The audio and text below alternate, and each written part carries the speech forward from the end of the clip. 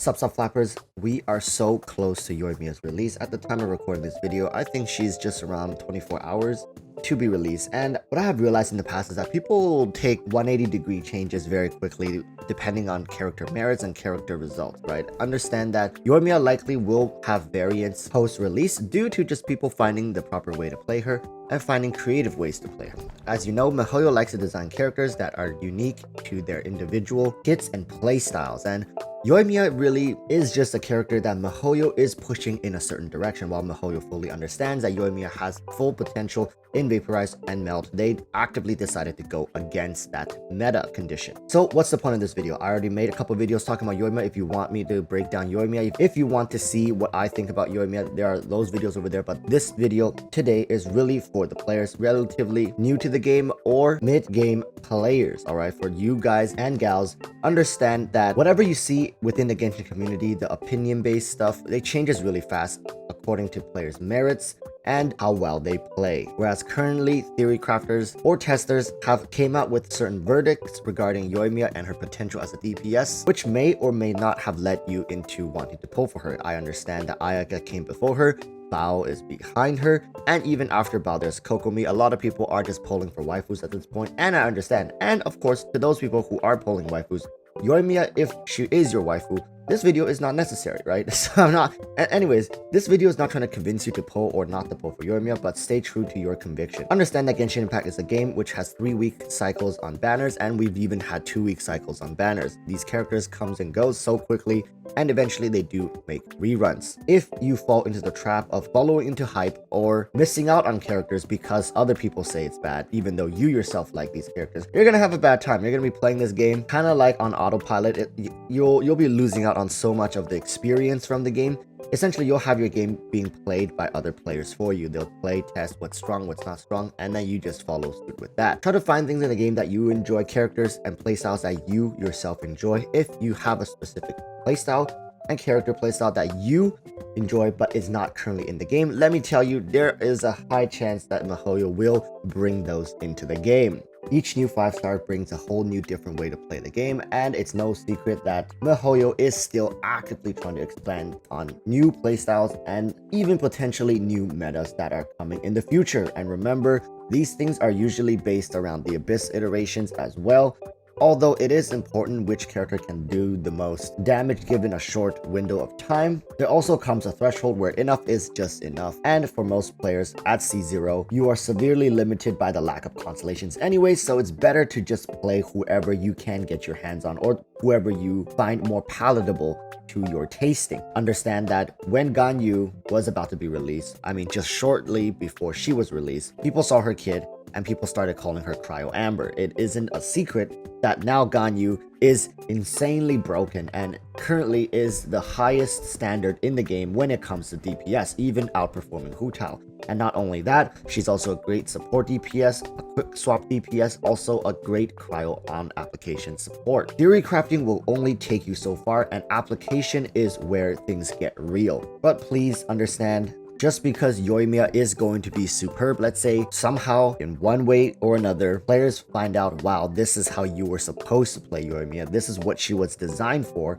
And when put into this particular method of playing her, she ends up being really good. Well, I'm not going to say Ganyu levels of good or maybe even Hu Tao's levels of good, but just really, really good. Very solid character and is a ton of fun to play like this. Do not fold. Understand that if you fold in this situation, there is a good chance that you are pulling for her because you want her to fulfill a certain meta condition.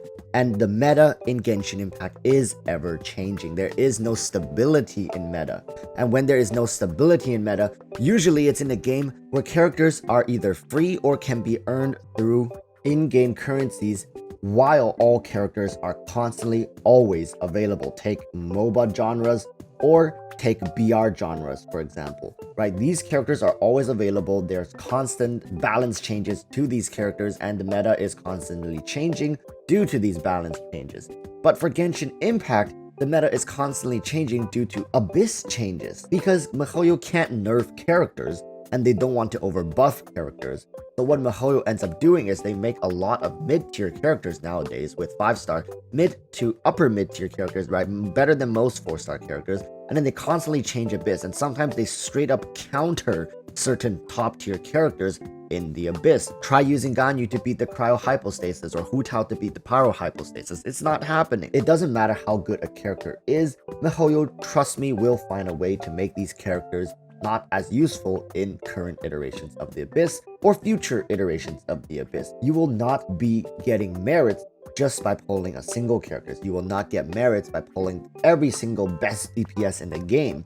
You will only get merits by understanding exactly what your composition lacks and fulfilling that composition with a character that you enjoy playing. And now that could be a long wait if you're a free-to-play player, but let me tell you, Genshin Impact, it's a marathon. It's not a race. There's no competition in this game. So when people are saying Yoimiya is cringe, Yoimiya is bad, Yoimiya is trash, Yoimiya is the worst DPS in the game, they're really just clowns making noises in their clown cars, driving around the side of your street, right? They're gonna come and go. Don't pay them much attention. You yourself has to not only play these characters, right? You get to test them. Yes, miHoYo will give it some really weird artifacts, but you still get to test it. Plus, Yoimiya's story has come and gone. You can also play through that to test her kit as well. Yoimiya is one of the characters that we have actually got a lot of hands-on experience with prior to her release. And going forward, we are likely going to find out even more ways to play her and ways to fit her into the meta. If at this point her playstyle doesn't interest you, her character design doesn't interest you, and even her voice actor cannot get you to pull for her, then just let her slide. Don't worry about the meta. Don't worry about how good she's gonna be. Just let her slide. There will be characters that will fit every single criteria for you coming in the future. I guarantee it, or you're waiting for a rerun. Don't fold under the hype. Never fold under the pressure, and you will enjoy this game monumentally more, okay? With that said, I want to talk about why I even made this video. It's because recently I've noticed there's a lot more newer players that are coming into my channel asking me questions. And I've talked about this in the past. I've even hosted entire streams dedicated to newer players, and they came in, they asked questions, right? AR32, AR35 players. And it's just scary to think that currently a lot of the voices echoed within the Genshin community are around meta and meta players. It's just because they care more about what's good and what's not, and they're much more vocal, they're much more passionate. It all comes from a good place, but oftentimes it ends up coming out aggressive and excessive at times. So I hope this video can find the players that needs it the most, that needs to hear this the most, because we all went through a phase where we have made mistakes following hype, following FOMO, and ended up paying the price for it, whether it's in premium currencies that we saved up so long for, or hard-earned money, which we ended up paying for these characters, which now just sit in our storage space to collect dust. Anyways, for myself, I will be pulling for Yoimiya tomorrow live on stream, and I'll be trying to test her, trying to see how good she is compared to these other characters. I don't know if I'm going to be able to get her to level 90. I'll have to see. I might have to borrow a viewer's account. I'm going to be honest, I haven't been too diehard trying to farm for Yoimiya. I'm kind of just going to go in completely blind, seeing what I can do with her and trying to give a verdict based on my opinions. So if you want to see that, like and subscribe. I'll see you all in tomorrow's live stream. Until then, stay safe and peace.